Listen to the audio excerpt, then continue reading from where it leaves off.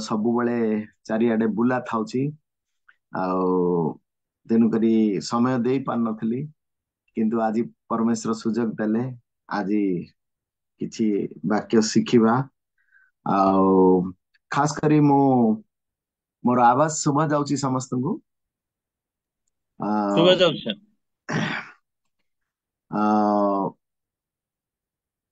आज संसार रे माने देखिया गले ए जहा जहा बाइबल रे लेखा है ताहा एबे आउ आखि आगे देखिया को मिलुची मोर ख्रिस्टियन लाइफ रो 13 वर्ष रो अभिज्ञता रे मु गोटे जिंस ही आपण मान को आज कहबी समस्ते कहंती जे जीसुको जेपरी मन थिला तमरो सेपरी मन हेउ थिला आउ हेउ ए जो दीटा विषय परमेश्वर को परी बनिबा बहुत कष्ट कहीं माने द्वितीय तिमोथी 3:12 टिके पढ़िबा द्वितीय तिमोथी 3:12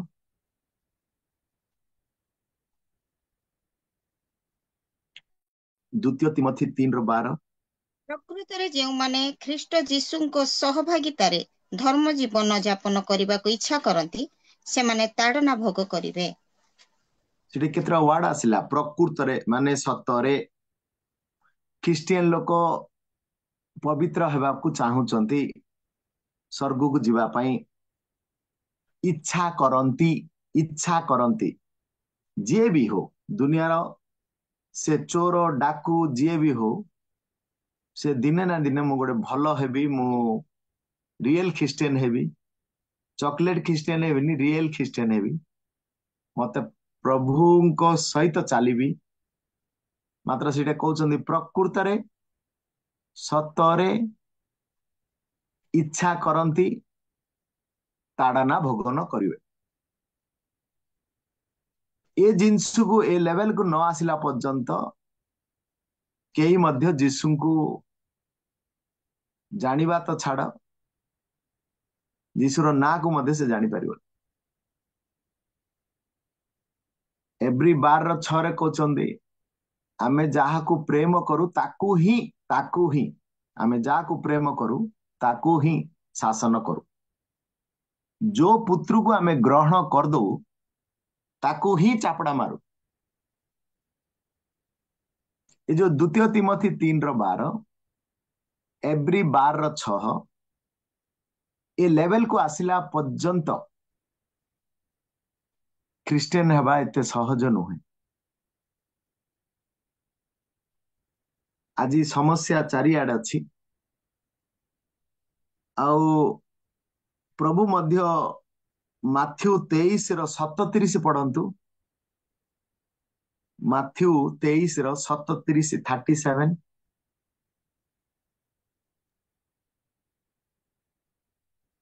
ଗୋ ଜିରୁସାଲମ ଭାବବାଦୀ ମାନଙ୍କ ହତ୍ୟାକାରିଣୀ ଓ ଆପଣା ନିକଟକୁ ପ୍ରେରିତ ମାନଙ୍କ ପ୍ରସ୍ତରାଘାତକାରିଣୀ କୁକୁଟି ଯେପରି ପକ୍ଷ ତଳେ ଆପଣା ଶାବକ ମାନଙ୍କୁ ଏକତ୍ର କରେ ସେପରି ମୁଁ କେତେ ଥର ତୋହର ସନ୍ତାନ ମାନଙ୍କୁ ଏକତ୍ର କରିବାକୁ ଇଚ୍ଛା କଲି କିନ୍ତୁ ତୁମେ ମାନେ ଇଚ୍ଛୁକ ହେଲ ନାହିଁ।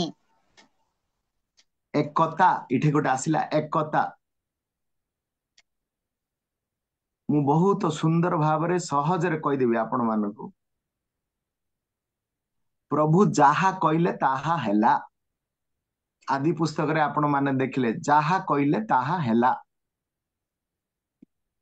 हेला बने कोन प्रभु कइले जल 3 भाग जल सेपरेट हो गोटे स्थल भाग हो गछलता तयारी हो वन्य जंतु तयारी हो सबु जगह जहा कहले ता हेला अंधु को आखि देले छोटा को गोड़ देले सबु काम तांको द्वारा हेला मात्र गोटे जिंस कला को कष्ट हो गला तांको 12 शिष्य को एकता कला कष्ट हो गला शैतान पळा आसिला इस्कारित जिहुदा को अलगा कर देला एकता हेबाडा संसार रो सबुडू परमेश्वरंकर मिशन से स्वर्गरु जो ओल्लैथिले एकता करबा पय ओल्लैथिले। आज आमे प्रार्थना रे मध्य प्रार्थना होची तीन प्रकार। गोटे प्रार्थना होची समस्त ख्रिस्टियन लोक जानी चंदी, हे आम मानकर स्वर्गस्थ पिता, एडा समस्त को जना। प्रभु आमे स्वर्ग को किमि जीवु बोली 12 शिष्य पचारियारु एगुडाक सबु हे आम मानकर स्वर्गस्थ पिता एपरि भाबरे प्रार्थना करबो बोली कहले। मात्र जीसुको प्रार्थना रे जीसु मध्य पृथ्वी को आसिला परे गोटे प्रार्थना ही करथिले। जहन 17:21 22 23 एमदी पढंतु टिके जीसुଙ୍କର प्रार्थना कौन ए पृथ्वी रे आम मानकु गोटे प्रार्थना शिखले, हे आम मानकर स्वर्गस्थ पिता तमे स्वर्ग को जीवा पई बाट बतेले। मात्र जीसु आसिला परे तांके मध्य लुहरे कांदी कांदी गोटे प्रार्थना कले। मु भाबुची गेत्सेमने रे से प्रार्थना ही करथिबे। से प्रार्थनाटा होची जहन 17:21 22 23 टे पढंतु। जेपरि सेमाने समस्ते एक हुअन्ति, हे पिता तुम्बे जे प्रकार गोटे मिनट झियो। जेपरि सेमाने एक हुंती, सेमाने बेले किए? क्रिश्चियन लोक माने, राजकीय जाजकीय जातिर लोक माने, जाको आमे बाछिचु, जाको कन्या करिवु, सेमाने एक हुअन्ति। आजी मंडली रे एक नाई, ख्रिस्टियन लोक भितरे एक नाई। द्वितीय करन्थियो 2:11 रे शैतान आसिकी घर घर भांगी देला, चर्च चर्च भांगी देला, पालक पालक माडल सब आडे। हेले जीसुंकर मिशन होची एक एक। जेपरि सेमाने एक हुअन्ति। हाँ पढ़। हे पिता तुम्बे जे प्रकारे मो ठारे अछो और मु तुम्भो ठारे अछि, सेमाने मध्य से प्रकारे आम्भ मानक ठारे रुहन्तु, जेपरि तुम्बे मते प्रेरण कल बोली जगत विश्वास करे।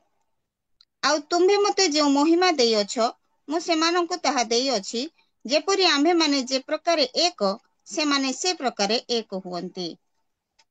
सेति पारे कहले, हे जेरुसलाम, हे जेरुसलाम भाववादी मानकर हत्याकारिणी। तापर कहले कुकुड़ा कुकुटी कुकुटी कुकुटी जेपरि पक्ष तले आपणा शावक को रखे। कुकुड़ा को आपण माने पोषी थिबे बेले देखि थिबे आपण माने कुकुड़ा नै कि निजर मालिक को मध्य चिन्हिबनी। जतळ छुआ थिबो बेले से खुंपी दबा पय आसीबो। तार सिए कुकुड़ा एकता करची। गोटे कुकुड़ा को आपण देखिबे बेले कुकुड़ा तार पिला मन को एकट करी रखे। मु नाजरित्य जीसु स्वर्गरु ओलेली केते थर एकता करिवि तम मानकु। तमे माने केबे बेले मध्य बाइबल रो डिसिप्लिन रे रहनो, एकता हेई पारनो। परमेश्वरंकर मिशन रे सब किछि करले, एडा हेई जाओ बोले हेई गेला। समुद्र को चुप रहो बोले चुप रहिला। सब जिंस प्रभुंकर सबु हैला, खाली गोटे करि पालेनी। 12 शिष्य को एक करि पालेनी।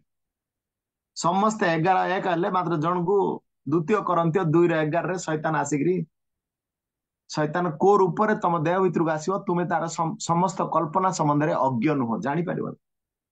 आजी एबे मंडल रे सब आडे देखिया मिलुची एकता नाही। एकता हे गेले जीसुंकर मिशन क्लियर हे जिवो, स्वर्ग खोली जिवो। एकता हेई पारिबो नाही। एकता हेबा पई मूल्य देबा को पड़िबो। एकता हेबा पई मूल्य देबा पड़िबो।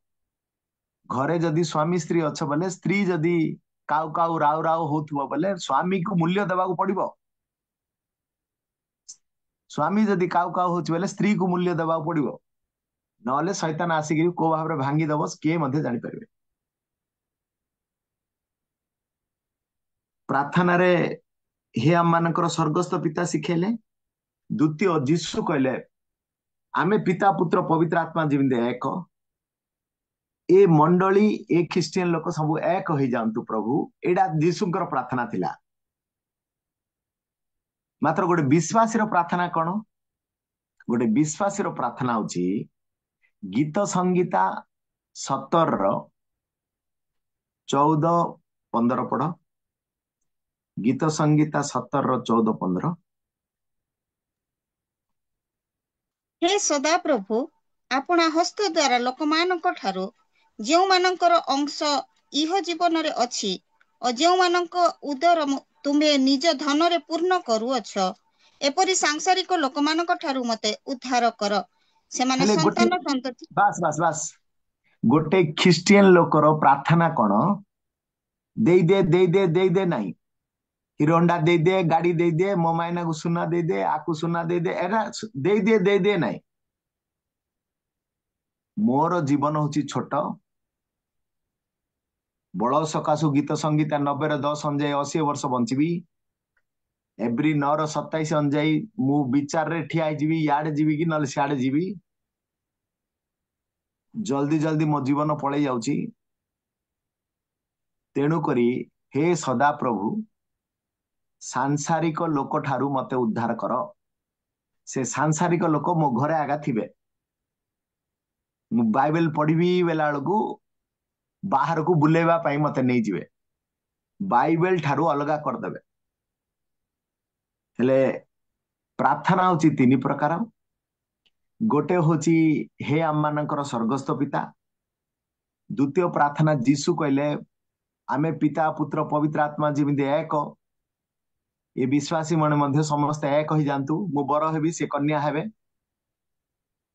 आ गोटे विश्वासी प्रार्थना होची प्रभु मु तुमको पढ़ी बेला को तुमको शिखी बेला को ये सांसारिक लोक बने पड़ा आसुचंदी मो घर लोक मध्य होई पारे मते तुम ठारू अलगा कर दउचंदी सांसारिक लोक ठारू मते तमे उद्धार कर एडा होची गोटे विश्वासी प्रार्थना शैतान को रूप रे पळाईगिरी मते अलगा कर दो तुम वाक्य ठारू गीत संगीता जो 17 14 गोटे विश्वासी ख्रिस्टियन लोकर मेन प्रार्थना सेटा आज प्रभु केते कहउचंदी गो जेरूशलेम केते थर मु तुमको एकत्र करिवि केते थर इच्छा कली मात्र इच्छुक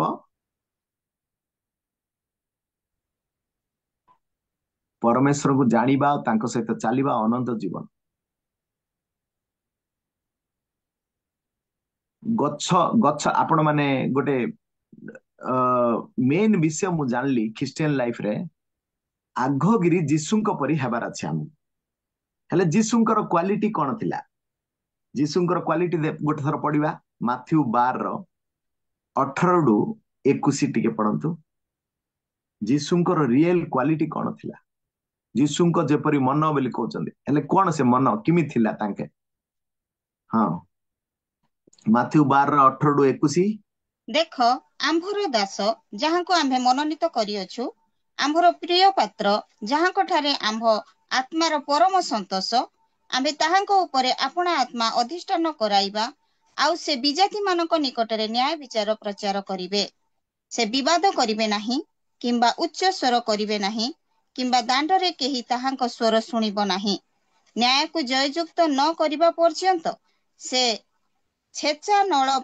ଭାଙ୍ଗିବେ ନାହିଁ ପୁଣି ସଧୁମ ସଳିତା ନିଭାଇବେ ନାହିଁ ଆଉ ତାହାଙ୍କ ନାମରେ ବିଜାତି ମାନେ ଭରସା ରଖିବେ ବାସ୍ से प्रथम रे ख्रिस्टियन लोक कोन पई आसी नांती बेजाति मानक आगरे न्याय विचार करिवे से विवाद करिवे नाही काउ काउ राउ राउ नाही से दांडरे चालुथिले शब्द सुबिबनी साइलेंस रो परमेश्वर समस्त ठारू अलगा पाटी सुबिबो नाही उच्च स्वर नाही आज जुआड देखले मोबाइल रे खोजिला बेलू समस्ते ता विरोध रे ये आ विरोध रे से काउ काउ राउ राउ उच्च स्वर नाही साइलेंस रो परमेश्वर तेणु करी मु आज आपण मानकू एबे जे वाक्य स्टार्ट करनी आजिर वाक्य होची नम्रता नम्रता नम्रता ह्यूमिलिटी ह्यूमिलिटी ह्यूमिलिटी मु केते भावरे नम्रता रहउची गोटे विचारकर्ता 9:8 देखंतु गच्छ मने किमिति नम्रता कले विचारकर्ता 9:8 बाइबल रे आख्या पाइची को गच्छ मनीष तो छाड़ मनीष तो चोर मनीष माने चोर गच्छ किमिति नम्रता कला विचारकर्ता 9:8 पढ़ ଏକ ସମୟରେ ବୃକ୍ଷମାନେ ଆପଣା ଉପରେ ରାଜା ଅଭିଷେକ କରିବାକୁ ଗଲେ ସେମାନେ ଜିତ ବୃକ୍ଷକୁ କହିଲେ, ତୁମ୍ଭେ ଆମ୍ଭମାନଙ୍କ ଉପରେ ରାଜତ୍ୱ କର। पढ़ पढ़ पढ़ी चल ମାତ୍ର ଜିତ ବୃକ୍ଷ ସେମାନଙ୍କୁ କହିଲା, ମୋହର ଯେଉଁ ତୈଳ ଘେନି ଲୋକମାନେ ମୋ ଦ୍ୱାରା ପରମେଶ୍ୱରଙ୍କର ଓ ମନୁଷ୍ୟର ଗୌରବ କରନ୍ତି, ତାହା ତ୍ୟାଗ କରି ମୁଁ କି ବୃକ୍ଷମାନଙ୍କ ଉପରେ ଏଣେ ତେଣେ ଦୋହଲିବାକୁ ଯିବି। ତହୁ ବୃକ୍ଷମାନେ ଡିମ୍ବିରି ବୃକ୍ଷକୁ କହିଲେ, ତୁମ୍ଭେ ଆସ ଆମ୍ଭମାନଙ୍କ ଉପରେ ରାଜତ୍ୱ କର। ମାତ୍ର ଡିମ୍ବିରି ବୃକ୍ଷ ସେମାନଙ୍କୁ କହିଲା, ମୁଁ କି ଆପଣା ମିଷ୍ଠତା ଓ ଉତ୍ତମ ଫଳ ତ୍ୟାଗ କରି ବୃକ୍ଷମାନଙ୍କ ଉପରେ ଏଣେ ତେଣେ ଦୋହଲିବାକୁ ଯିବି। ଏ ଉତ୍ତାରେ ବୃକ୍ଷମାନେ ଦ୍ରାକ୍ଷାଲତାକୁ କହିଲେ, ତୁମ୍ଭେ ଆସ ଆମ୍ଭମାନଙ୍କ ଉପରେ ରାଜତ୍ୱ କର। ତହିଁରେ ଦ୍ରାକ୍ଷାଲତା ସେମାନଙ୍କୁ କହିଲା, ମୋହର ଯେଉଁ ଦ୍ରାକ୍ଷାରସ ପରମେଶ୍ୱରଙ୍କୁ ଓ ମନୁଷ୍ୟକୁ ପ୍ରସନ୍ନ କରେ, ତାହା ତ୍ୟାଗ କରି ମୁଁ କି ବୃକ୍ଷମାନଙ୍କ ଉପରେ ଏଣେ ତେଣେ ଦୋହଲିବାକୁ ଯିବି। ତହୁଁ ବୃକ୍ଷଯାକ କଣ୍ଟକ ଲତାକୁ କହିଲେ, ତୁମ୍ଭେ ଆସ ଆମ୍ଭମାନଙ୍କ ଉପରେ ରାଜତ୍ୱ କର। ତହିଁରେ କଣ୍ଟକ ଲତା ବୃକ୍ଷମାନଙ୍କୁ କହିଲା, ଯେବେ ତୁମ୍ଭେମାନେ ମୋତେ ତୁମ୍ଭମାନଙ୍କ ଉପରେ ନିତାନ୍ତ ରାଜା କରିବାକୁ ଅଭିଷେକ କର, ତେବେ ଆସି ମୋର ଛାୟାରେ ଆଶ୍ରୟ ନିଅ, ନହେଲେ କଣ୍ଟକ ଲତାରୁ ଅଗ୍ନି ବାହାରି ଲିବାନନର ଏରସ ବୃକ୍ଷମାନଙ୍କୁ ଗ୍ରାସ କରୁ। बास गोटे दिन परमेश्वरଙ୍କର ଏଇ ବାକ୍ୟରେ ଆଖ୍ୟା ପାଇଛି ଯେ ଗଛ ଗୁଡାକ ଭିତରେ କମ୍ପିଟିସନ ହେଲା ସବୁ ଜାଗାରେ ରାଜା ଅଛନ୍ତି ମନୁଷ୍ୟ ମାନଙ୍କର ରାଜା ଜଙ୍ଗଲରେ ରାଜା ସିଂହ ସବୁ ରାଜା ଅଛନ୍ତି ଆମେ ଗଛ ଉପରେ କିଏ ରାଜା ହବ ଏଠି ଆମେ ଗୋଟେ ବଡ ନମ୍ରତା ଶିଖୁଛନ୍ତି ଜିତ ବୃକ୍ଷ ପାଖକୁ ଗଲାରୁ ଜିତ ବୃକ୍ଷ କହିଲା ପରମେଶ୍ୱର ଆଉ ମନୁଷ୍ୟ ଭିତରେ ମୋର ତୈଳ ନେଇକିରି ରେଭରେଣ୍ଡ ବିଶପ ସବୁ କରାହଉଛି ମୁଁ ମୋର ତୈଳ ମନୁଷ୍ୟକୁ ଲାଗୁଛି ଯୀଶୁଙ୍କ କାମରେ ମୁଁ ଲାଗୁଛି ତେଣୁକରି ମୁଁ କେତେ ବଡ ଭୁଲ କରିବି ମୁଁ କାହିଁକି ରାଜା ହେବି ମୁଁ ଚାକର ହେବି ବେଲା ସେ ତାପରେ ଆଉ ଥରେ ଗଛ ମାନେ ଡିମ୍ବିରି ଗଛ ପାଖକୁ ଗଲେ ଡିମ୍ବିରି ଗଛକୁ କହିଲେ ତମେ ରାଜା ହୁଅ ନାଇଁ ନାଇଁ ନାଇଁ ମୋର ଡିମ୍ବିରି ଫଳ ନେଇକିରି ପ୍ରଭୁ ଭୋଜରେ କାମ ହଉଛି ଇସ୍ରାଏଲ ରେ ଡିମ୍ବିରି ଫଳକୁ ନେଇକିରି ସେମାନେ ପ୍ରଭୁ ଭୋଜ କରନ୍ତି ଯୋଉଟା ରୁଟି କରନ୍ତି ସେ କହିଲେ ନାଇଁ ନାଇଁ ମୁଁ ଈଶ୍ୱରଙ୍କର କାମ ରହୁଛି ମୁଁ କାହିଁକି ରାଜା ହେବି ଡିମ୍ବିରି ଗଛ ମଧ୍ୟ ନାଇଁ କହିଲା ତାପରେ ଦ୍ରାକ୍ଷା କ୍ଷେତ୍ର ପାଖକୁ ଗଲେ ତମେ ରାଜା ହୁଅ ଜଙ୍ଗଲର ସେ କହିଲେ ନା ନାଇଁ ନାଇଁ ମୁଁ କାହିଁକି ରାଜା ହେବି ମୁଁ ରାଜା ହେବିନି କାରଣ ମୁଁ ଯୀଶୁଙ୍କର ରକ୍ତ ବନୁଛି ଲାଷ୍ଟକୁ କଣ୍ଟା ଗଛ ପାଖକୁ ଗଲୁ ରେ ହଁ ମତେ ରାଜା କର ମାତ୍ର ନିଆଁ ଲାଗିଗଲେ ଫୋଡିଦେବି ସମସ୍ତଙ୍କୁ କଣ୍ଟା ମାନେ ଶୈତାନକୁ ବୁଝଉଛି ତେଣୁକରି ଗଛ ମାନେ ନମ୍ରତା କଲେ ଏତେ ବଡ ବଡ ଜିତ ବୃକ୍ଷ ନମ୍ରତା କଲା ଏତେ ବଡ ବଡ ଡିମିରି ବୃକ୍ଷ ନମ୍ରତା କଲା ଆଜି 6 ଫୁଟର ମଣିଷ ନମ୍ରତା ନାହିଁ ତେଣୁକରି ଲୁକ 14:11 ଲେଖା ହେଇଛି କଣ ଲେଖା ହେଇଛି ଲୁକ 14:11 ଲୁକ 14:11 କାରଣ ଯେ କେହି ଆପଣାକୁ ଉନ୍ନତ ବୋଲି ଦେଖାଏ ତାହାକୁ ନତ କରାଯିବ, ପୁଣି ଯେ ଆପଣାକୁ ନତ କରେ ତାହାକୁ ଉନ୍ନତ କରାଯିବ। ଯେ ନିଜକୁ ବଡ ବୋଲି କରିବ ତାକୁ ତଳକୁ ପକାହବ ଏଇଟା ଯୀଶୁଙ୍କର ଯେ ତଳ ବୋଲି କହିବ ସେ ଉପରକୁ ଉଠାବ ହାଲେଲୁୟା କାରଣ ଆମ ଯୀଶୁ ପ୍ରଥମ କ୍ୱାଲିଟି ହଉଛି ସେ ଆତ୍ମଗୋପନକାରୀ ଯୀଶୁ ଜିସାୟ 45:15 ଜିସାୟ 45:15 ଜିସାୟ 45:15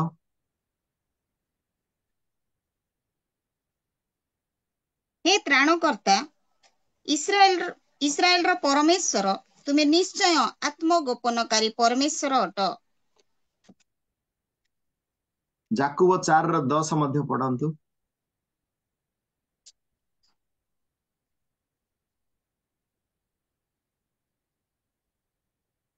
ପ୍ରଭୁଙ୍କ ଛାମୁରେ ଆପଣା ଆପଣାକୁ ନତ କର, ତାହା ହେଲେ ସେ ତୁମମାନଙ୍କୁ ଉନ୍ନତ କରିବେ।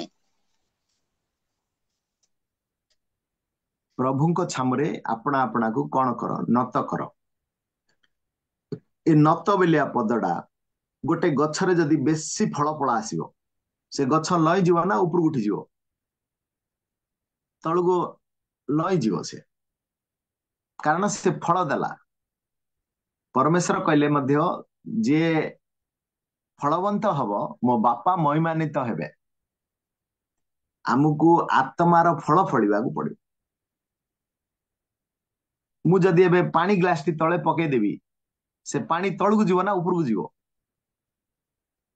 ପାଣିର ଗୁଣ ହଉଛି ସବୁବେଳେ ତଳକୁ ନତ ନତ ହେଇକିରି ଯିବ।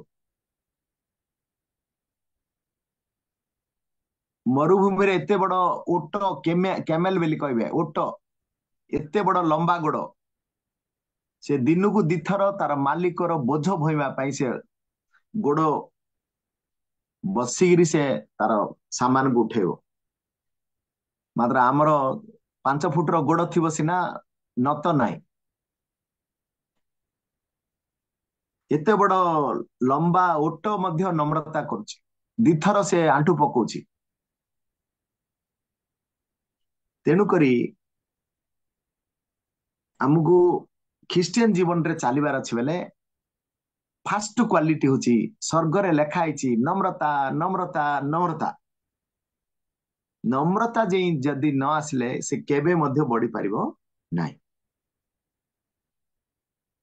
ଆତ୍ମଗୋପନକାରୀ ଯୀଶୁ, ସେ ଉଚ୍ଚ ସ୍ୱର କରିବେ ନାହିଁ, ବିବାଦ ମଧ୍ୟ କରିବେ ନାହିଁ।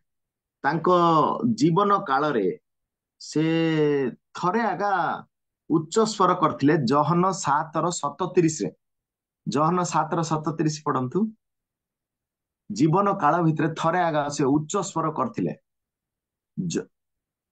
ଗୋଟେ ଜାଗାରେ ଲେଖା ହେଲା ସେ ଉଚ୍ଚ ସ୍ୱର କରିବେ ନାହିଁ, ମାତ୍ର ଆଉ ଗୋଟେ ଜାଗାରେ ଲେଖା ହେଲା ସେ ଉଚ୍ଚ ସ୍ୱର କରିଥିଲେ।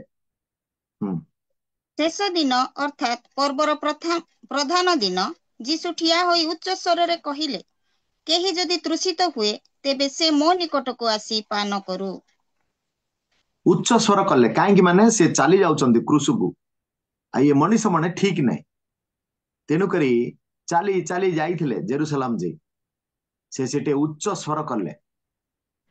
ଏପଟ ଲେଖା ହେଇଛି ଯୋଉଟେ ମାନେ ମାଥ୍ୟୁ 12:18, ସେ ବିବାଦ କରିବେ ନାହିଁ, ସେ ଉଚ୍ଚ ସ୍ୱର କରିବେ ନାହିଁ ବୋଲିକିରି। ମାତ୍ର ଶେଷ ସମୟରେ ସେ ଲୋକମାନଙ୍କୁ ଦେଖିକିରି କହିଲେ, କେତେ କାଳ ମୁଁ ତମକୁ କୁକୁଡା ଯେମିତି ରଖୁଛି, ମୁଁ ତମକୁ କେତେ କାଳ ଏକତା କରି ରଖିବି ବୋଲିକିରି ସେ ରାଗିକିନା ଉଚ୍ଚ ସ୍ୱର କଲେ। ଆତ୍ମାକୁ ଦଉଥିଲେ ସେତେବେଳେ, ଯିଏ ପାନ କରିବ ପାନ କର ବୋଲି ସେ ଉଚ୍ଚ ସ୍ୱର କଲେ। ଯୀଶୁଙ୍କ ଠାରୁ ଆମେ ନମ୍ରତା ଶିଖିବା ଦରକାର। ତାଙ୍କ ଜୀବନରେ ସେ ଯେତେବେଳେ ପୃଥିବୀକୁ ଆସିଥିଲେ ସେ 17 ପ୍ରକାର ନମ୍ରତା କରିଥିଲେ। ଗୋଟେ ଗୋଟେ ସ୍ପିଡ ପଢିବା ଆମେ। 17 ପ୍ରକାର ନମ୍ରତା। ପ୍ରଥମ ନମ୍ରତା ହଉଛି 1 ତିମୋଥୀ 1:15। ସ୍ପିଡ ନହେଲେ ସରିବନି। 1 ତିମୋଥୀ 1:15।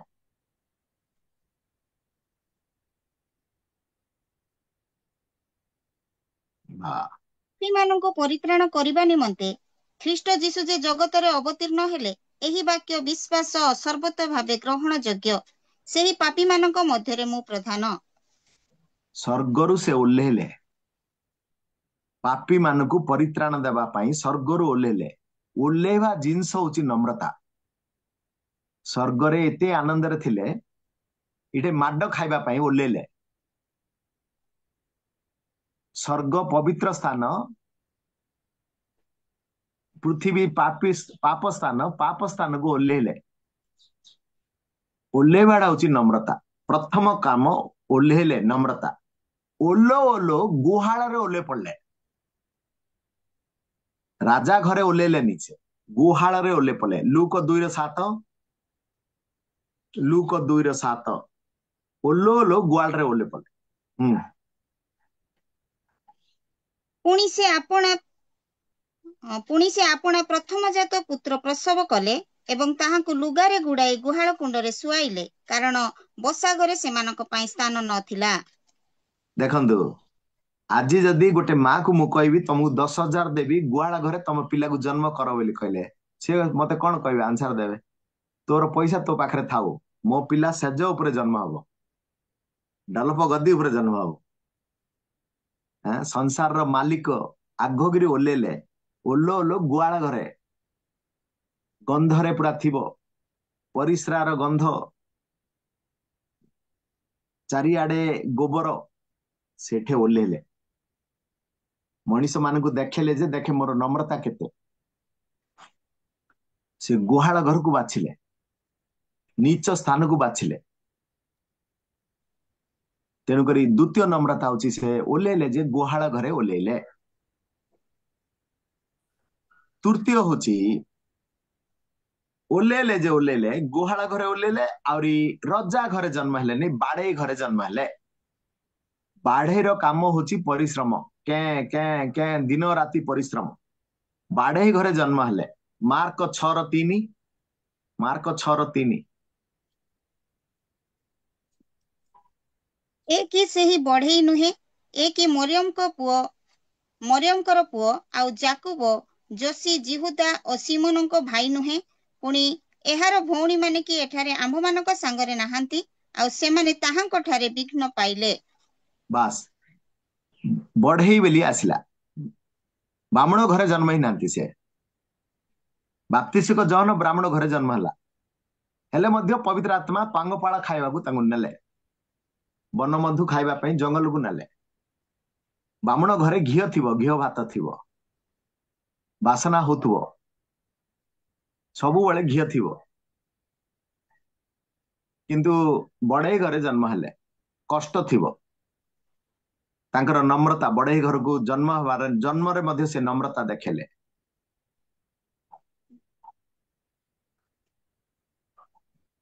ଯୋଉଠି ଜନ୍ମ ହେଲେ ନଗରରେ ମଧ୍ୟ ନମ୍ରତା ଦେଖିଲେ। ନଗର, ଜହନ 1:46, ଜହନ 1:46। ମୋ ସାଙ୍ଗରେ ସ୍ପିଡ ହେବା ଅଛି, ଆଉ ଏମିତି ଅନଉଥିବେ କରୁଥିବେ ବୋଲେ ମତେ ଆଉ ହବନି, ମୋର ମତେ 2 ଘଣ୍ଟା ନିଥନିଏଲ ଠିଆ ହବା। ତାଙ୍କୁ ହୁଁ। ନିଥନିଏଲ ତାଙ୍କୁ ପଚାରିଲେ, ନାଜରିତିରୁ କି କୌଣସି ଉତ୍ତମ ବିଷୟ ଉତ୍ପନ୍ନ ହୋଇପାରେ? ଫିଲିପ ତାଙ୍କୁ କହିଲେ, ଆସି ଦେଖ। ନଗର, ନଗରରେ ମଧ୍ୟ ନମ୍ରତା। ଆଜି ଆମେ ଖ୍ରୀଷ୍ଟିଆନ ମାନେ, ବାବୁ ତୁ କୋଉଠି ଜନ୍ମ ହେଇଛୁ? ଆମେରିକାରେ ଜନ୍ମ ହେଇଛି ପରା, ତତେ ଜଣା ନାହିଁ କି? ଆମେରିକାରେ ଜନ୍ମ ହେଇଛି, ଇଣ୍ଟରନ୍ୟାସନାଲ ଏଡେ ବଡ ସହରରେ ମୋ ନାମ। ତମେ କୋଉଠି ବାବୁ? କିଏ ହେଲେ ଗୋଟେ କହୁଛି କି ମୁଁ ଏଇ ଗୋଟେ ଘଞ୍ଚ ଅରଣ୍ୟ ଭଳି ସେ ଭିତରେ ଗାଁଟାରେ ଜନ୍ମ ହେଇଛି? ନାଇଁ। ତମର ଗାଁ କୋଉଠି ଆଜ୍ଞା? ସିମିଲିଗୁଡା, ବେଲେ ପୁରା କୋରାପୁଟୁ, ମାଲକାନଗିରି। ଯୀଶୁ ଛୋଟ ଗାଁରେ ଜନ୍ମ ହେଲେ, ନଗରରେ ମଧ୍ୟ ସେ ନମ୍ରତା କଲେ। ଆଜି ନଗରକୁ ଧରି ଗର୍ବ ସମସ୍ତଙ୍କର। ନିଥିନେଲ ପଚାରିଲେ, ଏଇ ନଗରରେ କଣ ଏମିତି ଜନ୍ମ ହେଇପାରେ? ହଁ, ଜନ୍ମ ହେଇପାରେ। ନଗର ପରେ ସେ ସେବା କଲେ, ସେବା କଲାରେ ମଧ୍ୟ, ସେବାରେ ମଧ୍ୟ ନମ୍ରତା। ମାଥ୍ୟୁ 4:3-4 ପଢ। ସେବା କଲା ବେଳୁ ମଧ୍ୟ ଉପବାସ କଲେ, ସେ ଉପବାସ କରିକି ନମ୍ରତା କଲେ। ଆଉ ପରୀକ୍ଷକ ତାହାଙ୍କ ନିକଟକୁ ଆସି କହିଲା, ତୁମ୍ଭେ ଯେବେ ଈଶ୍ୱରଙ୍କ ପୁତ୍ର, ତେବେ ଏହି ପଥର ଗୁଡାକ ରୋଟି ହେବା ପାଇଁ ଆଜ୍ଞା ଦିଅ। କିନ୍ତୁ ଯୀଶୁ ଉତ୍ତର ଦେଲେ, ଲେଖା ଅଛି, ମନୁଷ୍ୟ କେବଳ ରୋଟିରେ ବଞ୍ଚିବ ନାହିଁ, ମାତ୍ର ଈଶ୍ୱରଙ୍କ ମୁଖରୁ ନିର୍ଗତ ପ୍ରତ୍ୟେକ ବାକ୍ୟରେ ବଞ୍ଚିବ। ସେ ସେବାରେ ମଧ୍ୟ ନମ୍ରତା କଲେ। ଶୈତାନକୁ କୋଶ୍ଚିନ୍ କରୁ କରୁ ସେ କୋଶ୍ଚିନ୍ର ଆନ୍ସର ଦଉଥିଲେ। ସେବାରେ ମଧ୍ୟ ନମ୍ରତା। ସେ ସ୍ୱର୍ଗରୁ ଓହ୍ଲେଇଲେ, ଗୁହାଳରେ ନମ୍ରତା, ଉପବାସରେ ନମ୍ରତା, ବଢେଇ ଘରେ ନମ୍ରତା, ନଗରକୁ ଧରିକି ନମ୍ରତା। ତାପରେ ସେ ଗୋରା ଲୋକ ନଥିଲେ, ସୁନ୍ଦର ସୁନ୍ଦର। ମାନେ ଆମେ କି ଭାବିବା, ଆଜି ଯୀଶୁକୁ ପେଣ୍ଟର ବାଲା କଣ କରିଦଉଛି? ଗୋରା କରି ଠିଆ କରିଦଉଛି। ଯାହା ଘରେ ହେଲେ ଦେଖିବ ବୋଲେ ସବୁ ଚିତ୍ର ଥିବ ବୋଲେ ଇଏ ଆଗ ମୋର ଯୀଶୁ ଗୋରା ହେଇକି। ନାଇଁ ନାଇଁ ନାଇଁ ନାଇଁ, ସୁନ୍ଦରତାରେ ମଧ୍ୟ ସେ ନମ୍ରତା। ପରମ ଗୀତ 5:16, ପରମ ଗୀତ 5:16।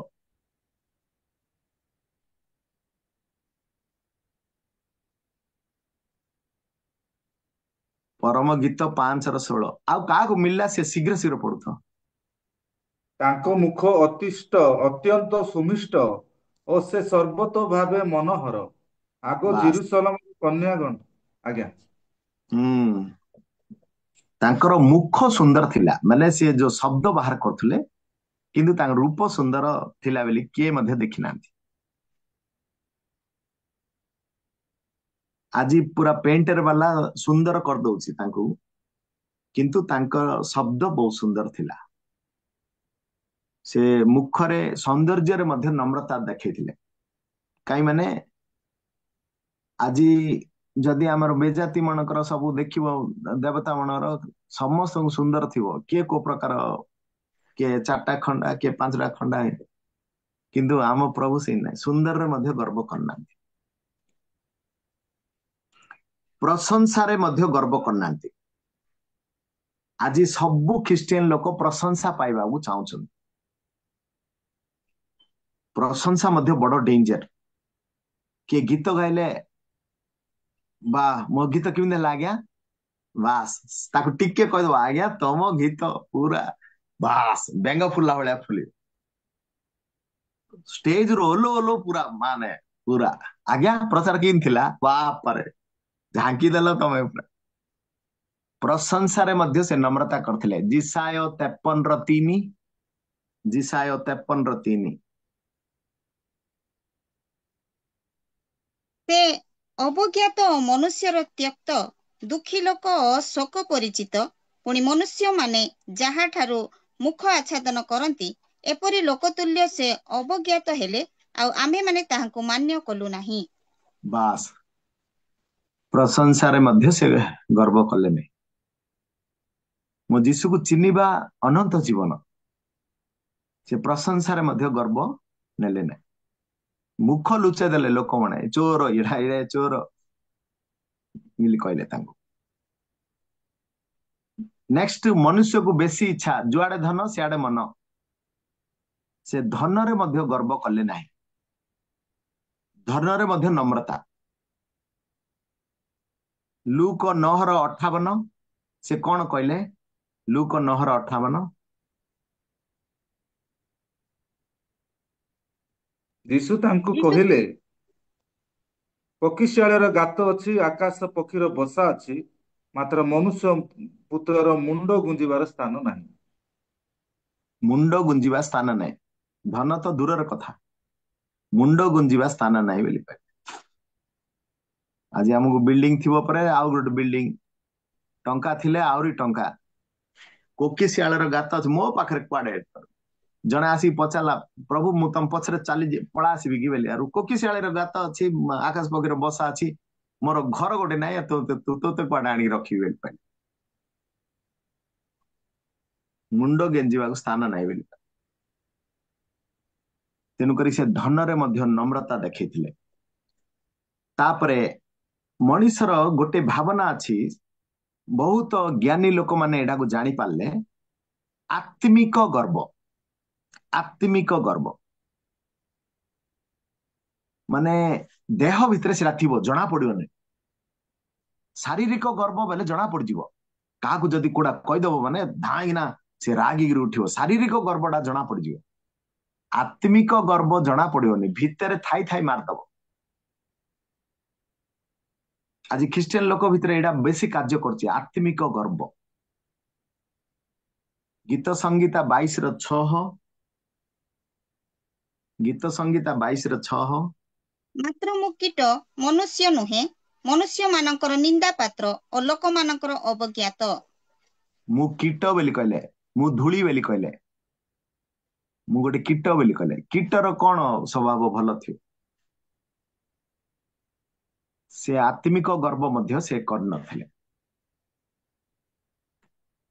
ଆଉ ଗୋଟେ ଖ୍ରୀଷ୍ଟିଆନ ଲୋକ ଭିତରେ ଗୋଟେ ଜିନିଷ ଥିବ, ଯୋଉଟା କି ନମ୍ରତାକୁ ଦେଖଉଛି, କିନ୍ତୁ ସେଟା ସ୍ୱୟଂ ଆଦର, ମାନେ ସ୍ୱୟଂ ଆଦର। ମତେ ହିଁ ସମସ୍ତେ ବା ବା କରନ୍ତୁ, ମୁଁ ଆଗା ଏ ଭିତରେ ସବୁଠୁ ବଡ, ମତେ ଯୁଆଡେ ଦେଖିଲେ ସମସ୍ତେ ଆଜ୍ଞା ଆଜ୍ଞା ଆଜ୍ଞା ବୋଲି କରନ୍ତୁ।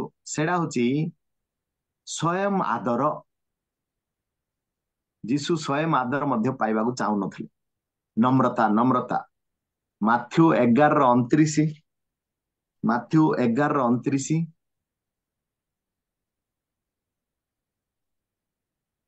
ମୋହର ଜୁଆଳି ଆପଣା ଆପଣା ଉପରେ ଘେନ, ପୁଣି ମୋ ନିକଟରୁ ଶିଖ, କାରଣ ମୁଁ ମୃଦୁଶୀଳ ଓ ନମ୍ରଚିତ୍ତ, ଆଉ ତୁମ୍ଭେମାନେ ଆପଣା ଆପଣା ଆତ୍ମାରେ ବିଶ୍ରାମ ପାଇବ।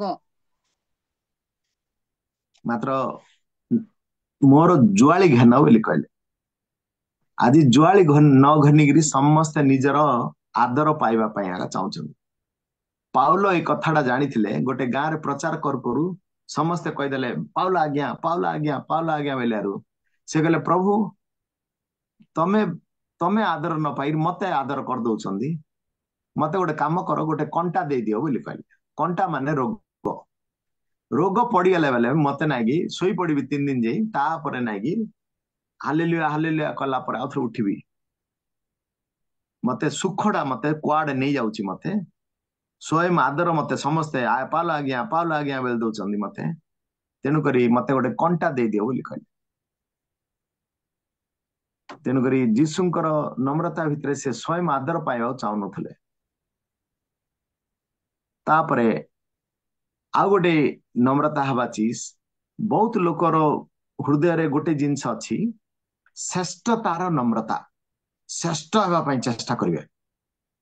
मंडली रे मु पूरा प्राचीन, मते मु आगा श्रेष्ठ हेबी, मते आगा पालक उठांतु। श्रेष्ठ तार नम्रता। मात्र जीशु श्रेष्ठ हेबा पई मध्ये केबे मध्ये चाहि नथिले। लूक 22:27 लूक 22:27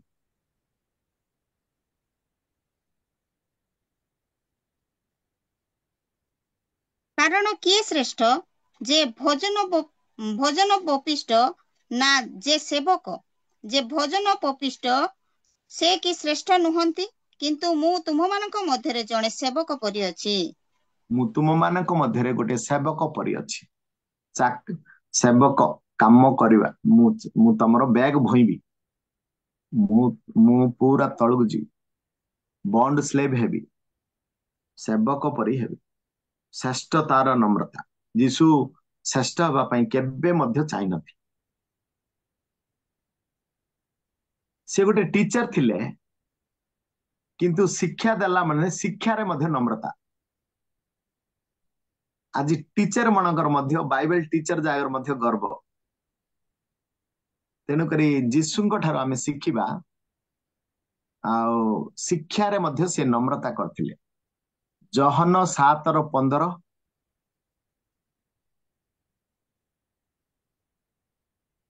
ଏଥିରେ ଯିହୁଦୀମାନେ ଚମତ୍କୃତ ହୋଇ କହିଲେ, ଏ ପାଠ ନ ପଢି କିପରି ପଣ୍ଡିତ ହେଲା? पाठ न पढ़िकी केंदी पंडित हला। शिक्षा रे मध्ये नम्रता करथिले। से समस्त चमत्कृत होउथले तांकर शिक्षा रे।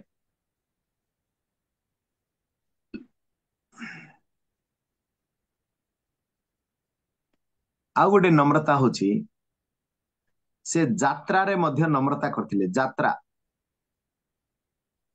आज जदि जनकु पचार हो आज्ञा तमे अमेरिका केते थर जाइछो बोले से निजे कह देबो लंडन 5 थर जाइछि, आफ्रिका 7 थर जाइछि, अमेरिका 12 थर जाइछि। से पाळक आगे निजे कह देबो। यात्रा रे मध्ये नम्रता करथिले जीशु।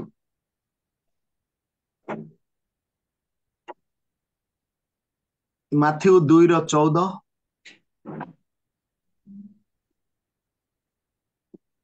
माथ्यू 2:14 ଏଥିରେ ସେ ଏଥିରେ ଉଠି ସେ ରାତ୍ରିରେ ଉଠି ଶିଶୁ ରାତିରେ ଓ ତାହାଙ୍କ ଶିଶୁ ମାତାଙ୍କୁ ଘେନି ମିଶରକୁ ପଳାଇ ଗଲେ। से सोरो बोलिकी गोटे जगह से जीवन रे थरे आगे यात्रा करथिले। सोरो जगह लॉन्ग यात्रा जा करथिले से सोरो जे।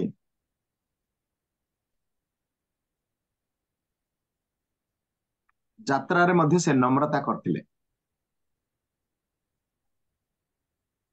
तेणुकरी आमे जे जेतेबेले प्रभु जदि हमकु अमेरिका जुआड़ पठेले मध्ये आमे यात्रा रे मध्ये नम्रता करिवा छी।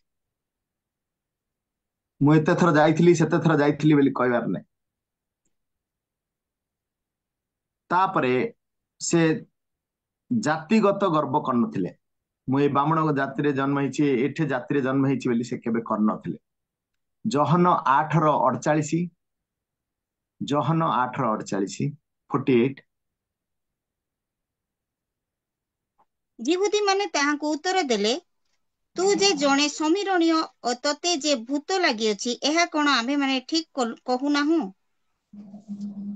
ତାକୁ ସମୀରଣୀୟ ବୋଲି କହୁଥିଲେ ଯୀଶୁଙ୍କୁ, ଛୋଟ ଜାତି ବୋଲି କହୁଥିଲେ। ସେ ଜାତିରେ ମଧ୍ୟ କେବେ ଗର୍ବ କରିନଥିଲେ, ନମ୍ରତା ହେଇକି ରହୁଥିଲେ। ସେ ଏମିତି ଜବାବ ଦଉନଥିଲେ। ସେ ଗୋଟେ ଯିହୁଦୀରେ ଜନ୍ମ ହେଇଥିଲେ କିନ୍ତୁ ଜବାବ ଦଉନଥିଲେ। ଆଜି ଛୋଟ ଜାତିରେ ଜନ୍ମ ହେଇଥିବେ ସିନା ମାତ୍ର ଗର୍ବ କରି କହିବେ ମୁଁ ଏଇ ଜାତିରେ ଜନ୍ମ ହେଇଛି, ସେ ଜାତିରେ ମଧ୍ୟ ସେ ଗର୍ବ କରିନଥିଲେ, ନମ୍ରତା କରିଥିଲେ। ତାପରେ ନେକ୍ସଟ ନମ୍ରତା ହଉଛି ବାକ୍ ଶକ୍ତି। ବାକ୍ ଶକ୍ତି, ବାକ୍ ଶକ୍ତି ମାନେ କାଉ କାଉ ରାଉ ରାଉ ହଉନଥିଲେ। ଶାନ୍ତର ପରମେଶ୍ୱର, ଦାଣ୍ଡରେ ଚାଲିଲେ ଉଚ୍ଚ ଶବ୍ଦ ଶୁଭିବ ନାହିଁ ତାଙ୍କର। ବାକ୍ ଶକ୍ତି। ଆଜି ଏ ଓଠକୁ କ୍ଲିୟର ରେ ରଖିବେନି, ସବୁ କାଉ କାଉ କାଉ କାଉ ରାଉ ରାଉ ହଉଥିଲେ। ସେ ବାକ୍ ଶକ୍ତିରେ ମଧ୍ୟ ନମ୍ରତା କରିଥିଲେ। ଜହନ 12:49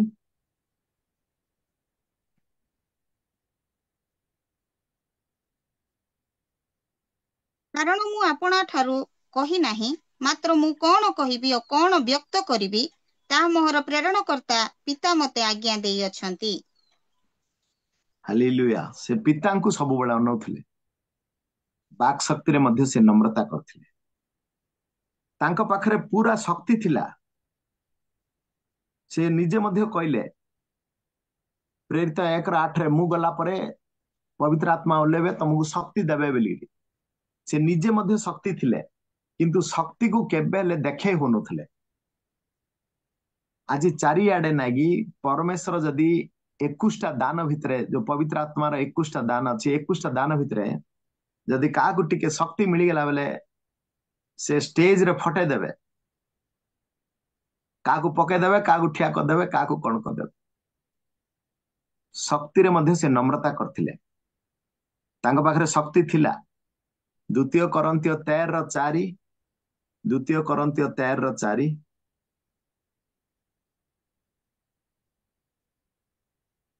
ସେ ତୁମମାନଙ୍କ ପ୍ରତି ଦୁର୍ବଳ ନୁହନ୍ତି, ମାତ୍ର ତୁମମାନଙ୍କ ମଧ୍ୟରେ ଶକ୍ତିମାନ ଅଟନ୍ତି। କାରଣ ଯଦ୍ୟପି ସେ ଦୁର୍ବଳତା ହେତୁ କ୍ରୁଶାର୍ପିତ ହେଲେ, ତଥାପି ଈଶ୍ୱରଙ୍କ ଶକ୍ତି ହେତୁ ସେ ଜୀବିତ। ଆମେମାନେ ମଧ୍ୟ ତାହାଙ୍କ ଠାରେ ଦୁର୍ବଳ, ମାତ୍ର ଈଶ୍ୱରଙ୍କ ଶକ୍ତି ହେତୁ ଆମେମାନେ ତୁମମାନଙ୍କ ପ୍ରତି ତାହାଙ୍କ ସହିତ ଜୀବିତ ହେବା। ଶକ୍ତି ଥିଲା କିନ୍ତୁ ସେ ଦେଖେଇ ହଉନଥିଲେ। ଆମେ ମନୁଷ୍ୟ ମାନେ ଶିଖିବା ଦରକାର, ରଖିବା ଦରକାର। ତାଙ୍କ ପାଖରେ ଅଧିକାର ଥିଲା। ଯୀଶୁ ନାମ ହିଁ ଅଧିକାର, କିନ୍ତୁ ସେ ଅଧିକାରକୁ ମଧ୍ୟ ସେ ଦେଖେଇ ହଉନଥିଲେ। ମାଥ୍ୟୁ 28:18 ଅଧିକାରରେ ମଧ୍ୟ ନମ୍ରତା କରିଥିଲେ। ମାଥ୍ୟୁ 28:18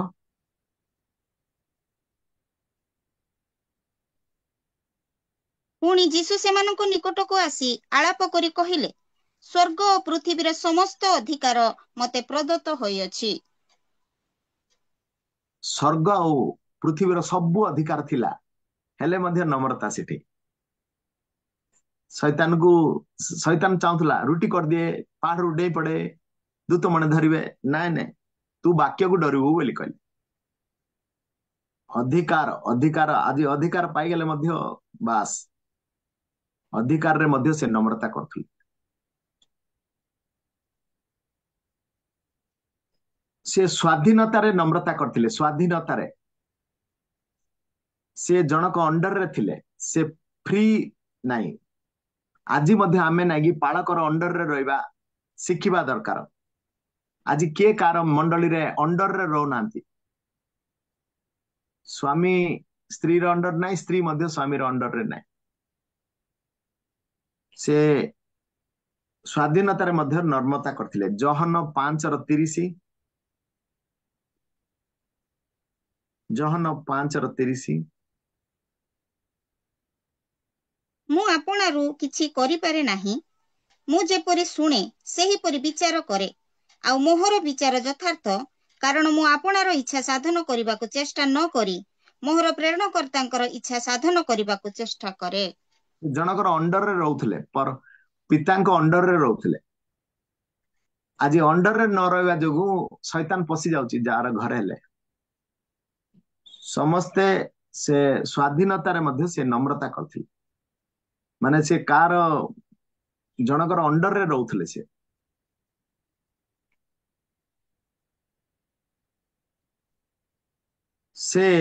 मनुष्यर पाद मध्य धोइथिले। मनुष्य को से मु परमेश्वर तमे मनुष्य एमिति कहि नथिले पाद धोइथिले। जहन 13:14-15 जहन 13:14-15 ଅତଏବ ପ୍ରଭୁ ଓ ଗୁରୁ ଯେ ମୁଁ ଯଦି ତୁମମାନଙ୍କର ପାଦ ଧୋଇ ଦଉଅଛି ତେବେ ତୁମମାନଙ୍କର ମଧ୍ୟ ପରସ୍ପରର ପାଦ ଧୋଇବା କର୍ତ୍ତବ୍ୟ।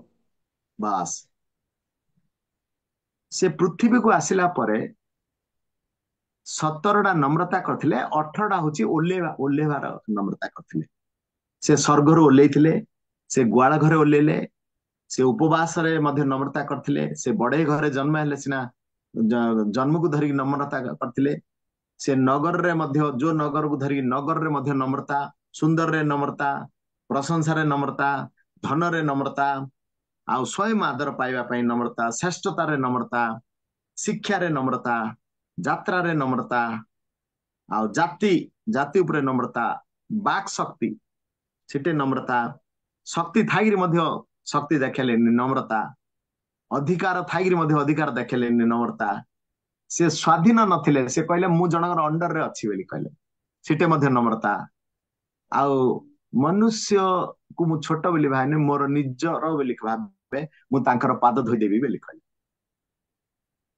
सेति बारे यीशुको रो जेपरी मन तमर सेपरी मन हो बोली कहबाडा बड़ जिंस नै। आमे कोन ए 18 प्रकार नम्रता रे अच्छे कि जदी एतिकी जदी क्वालिटी रे न चलीबा बेले ख्रिस्टियन जीवन रे चलीबाडा बड़ कष्ट। चारिटा राजा नम्रता हेई नथिले। गोटे होची आहाब राजा गोटे होची रेहबियम राजा गोटे होची मनसी राजा आ गोटे जिसियो राजा। ए चारटा राजा बाइबल रे नम्रता हेई नथिले किंतु पर नागी अनुताप करी नम्रता हेले। किंतु आउ चारटा राजा नागी बाइबल रे फारो राजा अमन राजा बेलशास्सर राजा जिहोहिकिन मिलगिरी गोटे राजा से माने कंप्लीटली नम्रता नथिले। चारटा राजा आगगिरी नम्रता नथिले गर्व थिले किंतु अनुताप करी नम्रता हेइथिले। गोटे राजा विषय शिखिबा आहाब राजा को देखिबा प्रथम राजावली 21:27-28 प्रथम राजावली 21:27-28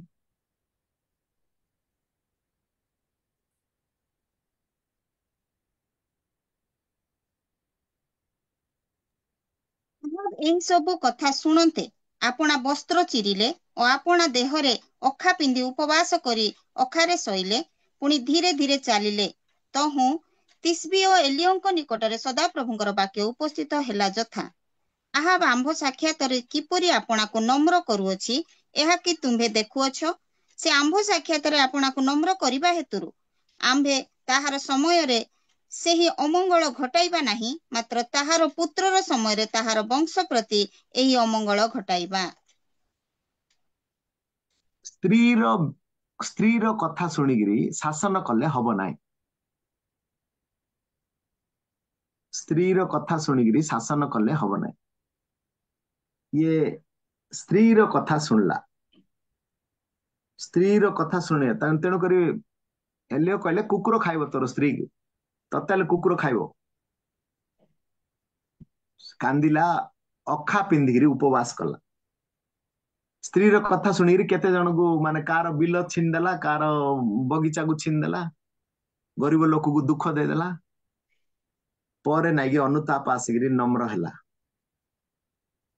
तेणु करी ये गोटे राजा जे कि से अच्छा से राजा माने कौन करिथिला से राजा प्रथम राजा 21 से 20 आउ 25 पदटा पढ़ंतु 20 आउ 25 पद कौन पाई परे नम्र हला सिना आगगिरी कौन हला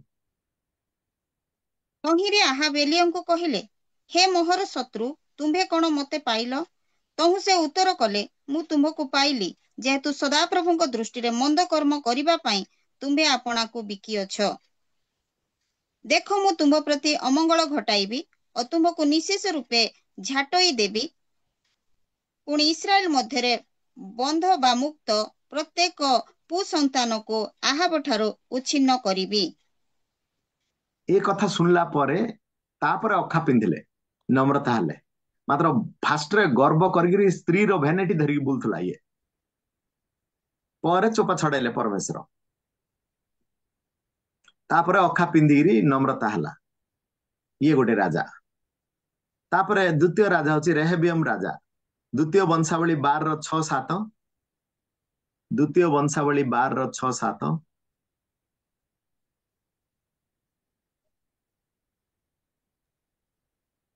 ସେତେବେଳେ ଇସ୍ରାଏଲର ଅଧିପତିମାନେ ଓ ରାଜା ଆପଣମାନଙ୍କୁ ନମ୍ର କଲେ ଓ କହିଲେ, ସଦାପ୍ରଭୁ ଧର୍ମମୟ।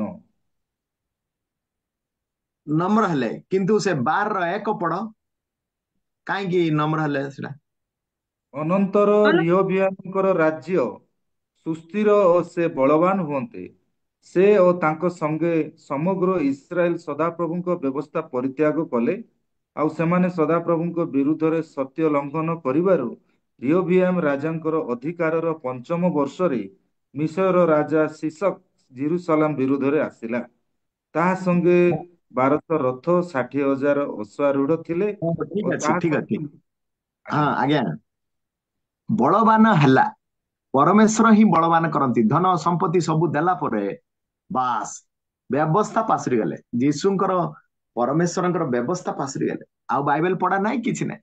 ଆଜି ଆମେ ମଧ୍ୟ ଟଙ୍କା ସମ୍ପତ୍ତି ଆସିଗଲା ପରେ ଗର୍ବ ପଳା ଆସିବ, ଆଉ ନମ୍ର ନାହିଁ। ଏ ରାଜାର ସେ ଗୁଣ ଥିଲା। ତେଣୁକରି ପରମେଶ୍ୱର ଉପରୁ ଚାପଡା ମାରିଲେ, ତାପରେ ନମ୍ର ହେଲା। ତାପରେ ମନସୀ ରାଜା, ଦ୍ୱିତୀୟ ବଂଶାବଳୀ 33:12। ଦ୍ୱିତୀୟ ବଂଶାବଳୀ 33:12। ପୁଣି ସେ ଦୁଃଖରେ ଥିବାବେଳେ ସଦାପ୍ରଭୁ ଆପଣା ପରମେଶ୍ୱରଙ୍କ ଅନ୍ୱେଷଣ କଲେ ଓ ଆପଣା ପିତୃଗଣର ପରମେଶ୍ୱରଙ୍କ ଛାମୁରେ ଆପଣାକୁ ଅତିଶୟ ନମ୍ର କଲେ। ନମ୍ର କଲେ, କିନ୍ତୁ ତାର 10-11 ପଢ, କାହିଁକି ପରେ ଆଗେ ନମ୍ର ହେଲା? ସେ କଣ ପାଇଁ ହେଲା? ସେ 10-11 କଣ କରିଥିଲେ? ପଢନ୍ତୁ ଭଉଣୀ। ତେଣୁ ସଦାପ୍ରଭୁ ମନସୀ ଓ ତାଙ୍କର ଲୋକମାନଙ୍କୁ ନାନା କଥା କହିଲେ, ମାତ୍ର ସେମାନେ କିଛି ମନୋଯୋଗ କଲେ ନାହିଁ। ଏହେତୁ ସଦାପ୍ରଭୁ ସେମାନଙ୍କ ପ୍ରତିକୂଳରେ ଅସୁରୀୟ ରାଜାର ସେନାପତି ମାନଙ୍କୁ ଆଣିଲେ। ତହିଁରେ ସେମାନେ ମନସୀଙ୍କୁ ବେଡିରେ ଧରି ଶିକୁଳିରେ ବାନ୍ଧି ବାବିଲକୁ ନେଇଗଲେ। ହଁ, ବାବିଲ ନେଲା ପରେ ନମ୍ରତା ହେଲା। କେତେ ଥର ପରମେଶ୍ୱର କହିଲେ, ମୋ କଥା ଶୁଣ, ମୋର କଥା ଶୁଣିଲେନି। ତେଣୁକରି ଶୁଙ୍କୁଳି ବାନ୍ଧିଲା ପରେ ନମ୍ରତା ହେଲା। ଆଉ ଗୋଟେ ରାଜା ଦେଖିଦେବା, ଜିସିୟ ରାଜା। ଦ୍ୱିତୀୟ ରାଜା 22:19 ଆଉ 20। ଦ୍ୱିତୀୟ ରାଜାବଳୀ 22:19-20।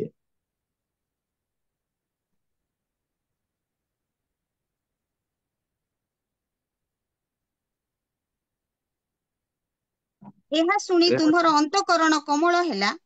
ତୁମେ ସଦାପ୍ରଭୁଙ୍କ ଛାମୁରେ ଆପଣାକୁ ନମ୍ର କଲ, ଆପଣା ବସ୍ତ୍ର ଚିରିଲ, ଆମ୍ଭ ଛାମୁରେ ରୋଦନ କଲ। ଏହେତୁ ଆମ୍ଭେ ମଧ୍ୟ ତୁମ୍ଭ କଥା ଶୁଣିଲୁ। ଏଥିପାଇଁ ଦେଖ, ଆମ୍ଭେ ତୁମ୍ଭକୁ ତୁମ୍ଭ ପିତୃ ଲୋକଙ୍କ ନିକଟରେ ସଂଗ୍ରହ କରିବା ଓ ତୁମ୍ଭେ ଶାନ୍ତିରେ ଆପଣା କବରରେ ସଂଗୃହୀତ ହେବ। ପୁଣି ଆମ୍ଭେ ଏହି ସ୍ଥାନ ଉପରେ ଯେ ସବୁ ଅମଙ୍ଗଳ ଆଣିବା, ତାହା ତୁମ୍ଭ ଚକ୍ଷୁ ଦେଖିବ ନାହିଁ। ଏଥି ଉତ୍ତାରେ ଲୋକମାନେ ପୁନର୍ବାର ରାଜାଙ୍କୁ ଏହି କଥାର ସମାଚାର ଦେଲେ। ସେ 8 ବର୍ଷରେ ରାଜା ହେଇଯାଇଥିଲେ ଜେରୁସାଲାମରେ, ଆଉ 21 ବର୍ଷ ରାଜ୍ୟ କଲେ। 21 ବର୍ଷ ରାଜ୍ୟ କଲା ବେଳକୁ ଏତିକି ଭିତରେ ସେ କଣ ଦେବତା ମାନଙ୍କୁ ପୂଜା କରିବା ଆରମ୍ଭ କରିଦେଲେ, ମୂର୍ତ୍ତି ପୂଜା ଆରମ୍ଭ କରିଦେଲେ। ତେଣୁକରି ପରମେଶ୍ୱର ରାଗିଗଲେ। ତାର 17 ପଦଟା ପଢନ୍ତୁ। 17 ପଦଟା କଣ ପାଇଁ ରାଗିଗଲେ ପରମେଶ୍ୱର? କାରଣ ସେମାନେ ଆପଣାମାନଙ୍କ ହସ୍ତକୃତ ସମସ୍ତ କର୍ମ ଦ୍ୱାରା ଆମ୍ଭକୁ ବିରକ୍ତ କରିବା ପାଇଁ ଆମ୍ଭକୁ ପରିତ୍ୟାଗ କରିଅଛନ୍ତି, ଅନ୍ୟ ଦେବଗଣ ଉଦ୍ଦେଶ୍ୟରେ ଧୂପ ଜଳାଇ ଅଛନ୍ତି। ଏହେତୁ ଏହି ସ୍ଥାନ ବିରୁଦ୍ଧରେ ଆମ୍ଭର କ୍ରୋଧ ପ୍ରଜ୍ୱଳିତ ହେବ ଓ ତାହା ନିର୍ବାଣ ନହିବ। ବାସ୍, ମୂର୍ତ୍ତି ପୂଜା ମାନେ ପରମେଶ୍ୱରକୁ ବହୁତ କ୍ରୋଧ। ତେଣୁକରି ସେମାନେ ସେ ଆରମ୍ଭ କରିଦେଲେ। ସେ 21 ବର୍ଷ ମାନେ ରାଜ୍ୟ କଲେ, 8 ବର୍ଷରେ ସେ ରଜା ହେଇଗଲେ। ତେଣୁକରି ଏ ସମୟରେ ଏଗୁଡାକ ତାପରେ ଆଉ ଥରେ ପରମେଶ୍ୱର ଚାପଡା ମାରିଲା ପରେ ନମ୍ର ହେଲେ। 4ଟା ରାଜା ନାଇକି ବାଇବେଲରେ ନମ୍ରତା କରିଥିଲେ। ସେଟା ହଉଛି ଆହାବ ରାଜା, ରେହବ୍ୟମ ରାଜା, ମନୋସି ରାଜା ଆଉ ଜିସିୟ ରାଜା। କିନ୍ତୁ ଫାରୋ ରାଜା କିଏ ସେ ପରମେଶ୍ୱର ବୋଲୁଥିଲେ? ଫାରୋ ରାଜା, ଅମନ ରାଜା, ବେଲଶାସର ରାଜା, ଏମାନେ କେବେ ମଧ୍ୟ ନମ୍ର ହେଲେ। ତେଣୁକରି ନମ୍ର ହଉଛି ସଂସାରର ସବୁଠୁ ବଡ। ଯୀଶୁ ମଧ୍ୟ ସ୍ୱର୍ଗରୁ ଓହ୍ଲେଇଲା ପରେ 18 ପ୍ରକାର ନମ୍ରତା କରିଥିଲେ, ଯାହା ମୁଁ ଆଜି ଆପଣମାନଙ୍କୁ ଶିଖେଇଲି। ଗଛ ଯାକ ଭିତରେ ବଡ ଗଛ ସିଏ ମଧ୍ୟ କହିଲା ନାଇଁ, ମୁଁ ପରମେଶ୍ୱରର କାମରେ ଲାଗୁଛି, ମୁଁ କରିବି। ଜିତ ବୃକ୍ଷ ନାଇଁ ବେଲା, ଡିମିରି ବୃକ୍ଷ ନାଇଁ ବେଲା, ଆଉ ଲାଷ୍ଟ କୁ ଦ୍ରାକ୍ଷା କ୍ଷେତ୍ର ଯୋଉଟା ଅଙ୍ଗୁର କୋଳି ସିଏ ମଧ୍ୟ ନାଇଁ କଲେ। କିନ୍ତୁ କଣ୍ଟକ କହିଲା ମତେ ରାଜା କରିଦିଅ। ତେଣୁକରି ଆମ ଜୀବନରେ ନମ୍ରତା ହଉଛି ସଂସାରର ସବୁଠୁ ବଡ। ନମ୍ରତା ନହେଲେ ଖ୍ରୀଷ୍ଟିଆନ ଜୀବନରେ ଚାଲିବାଟା ବହୁତ କଷ୍ଟ। ଆଉ ଗୋଟେ ବାକ୍ୟ ମୁଁ ପଢେଇକିରି ଶେଷ କରିବି। ପ୍ରଥମ ପିତର 2:21 ପଢ। ପ୍ରଥମ ପିତର 2:21।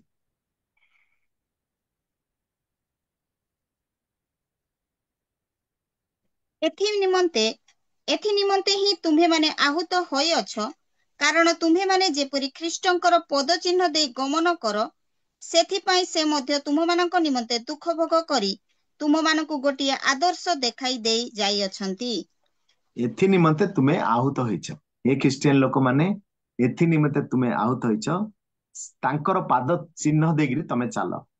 ସେ କ୍ରୁଶ ପର୍ଯ୍ୟନ୍ତ କେମିତି ନମ୍ରତା କରିକି ଯାଇଥିଲେ।